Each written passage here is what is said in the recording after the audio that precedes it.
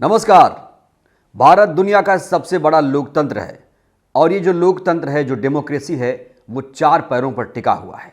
पहला पैर है न्यायपालिका, दूसरा कार्यपालिका, तीसरा विधायिका और चौथा जो मीडिया चौपट हो चुका है, जहां पर आप टीवी देखना बंद कर चुके हैं, उसे भी चौथे स्तंभ के तौर पर माना जाता है। मैं मीडिया के बारे में नहीं, मैं लोकतंत्र के सबसे मजबूत स्तंभ के बारे में बात करने वाला हूं। सुप्रीम कोर्ट के बारे में, न्यायपालिका के बारे में, हाई कोर्ट के बारे में। आपको पता होगा कि एक कोलिजियम व्यवस्था चली आ रही है। हमारे देश में जजों की नियुक्ति कैसे होगी, उसके लिए एक कोलिजियम व्यवस्था बनाई गई है। 1993 से यह व्यवस्था चली आ रही है और इस व्यवस्था को असंवैधानिक माना जा रहा है और कई लोग इसके खिलाफ उतर चुके हैं।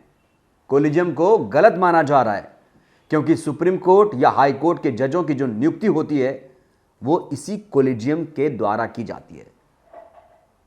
सोचिए, यह कोलिजियम क्या संवैधानिक लगता है आपको? खबर यह आ रही है कि फिलहाल सरकार कोलिजियम को खत्म नहीं करेगी। हालांकि केंद्रीय कानून मंत्री किरण रिजिजू ने कहा है कि यह जो कोलिजियम है वो खतरनाक है।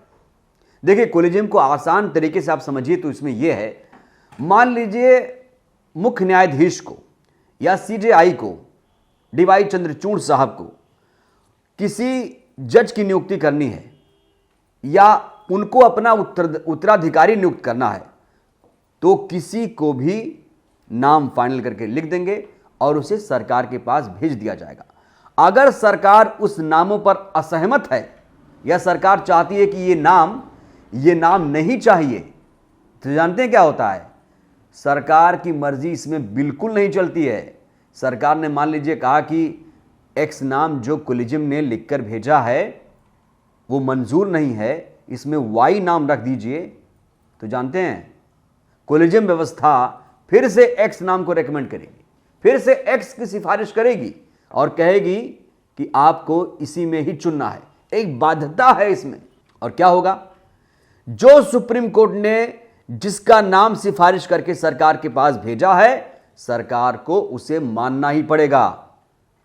तो सोचिए, न्यायपालिका, कार्यपालिका, विधायिका मतलब जिसे हम संसद कहते हैं, लोकतंत्र का मंदिर कहते हैं, यह बहुत मजबूत स्तंभ है। विधायिका मतलब कि जो कानून बनाती है और कार्यपालिका मतलब सरकार जिसे आप चुनते हैं। लोकसभा चुनाव में जिसे आप चुनते हैं वो है सरकार। तो सरकार हो, न्यायपालिका हो या फिर संसद हो, तीनों में जो शक्ति का बंटवारा है उसका पालन होना चाहिए। इसमें अगर कोई भी शक्ति कमजोर हुई, मजबूत हुई तो लोकतंत्र ढह जाएगा, क्योंकि लोकतंत्र के 4 मजबूत आधार हैं: मीडिया, न्यायपालिका, सरकार और संसद। तो अगर इसमें 4 पैरों में से अगर कोई एक पैर कमजोर हो जाएगा तो क्या लगता है? हम जिस लोकतंत्र पर इतरा रहे हैं, फूले नहीं समा रहे हैं, क्या लगता है कि ये लोकतंत्र चलेगा? क्योंकि हम फक्र से, गर्व से ये कहते हैं कि भारत दुनिया का सबसे बड़ा लोकतंत्र है। तो भाई, लोकतंत्र को बचाना तो क्या करेंगे? इन चारों चीजों को मजबूत करेंगे कि नहीं?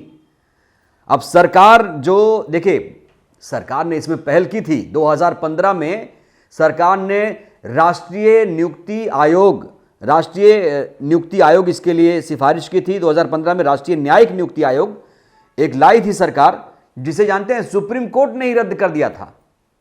तो क्या हुआ? सरकार और सुप्रीम कोर्ट में कहीं ना कहीं जो ताकत है, जो मजबूती है, वो कम ज्यादा दिख रही है कि नहीं? लेकिन बड़ी खबर जानते हैं क्या है?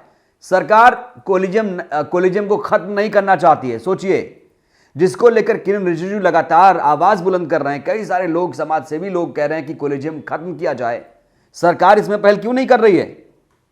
सरकार को इसमें रुचि दिखानी पड़ेगी।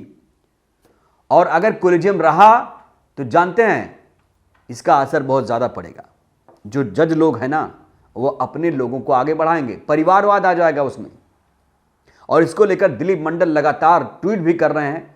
वो ट्वीट भी आपको देखना पड़ेगा, क्योंकि वो ये कह रहे हैं, देखिए, जो डीवाई चंद्रचूड़ साहब हैं वो खुद को गरीब परिवार का बता रहे थे, लेकिन दिलीप मंडल ने खुलासा कर दिया कि ये गरीब परिवार से नहीं हैं।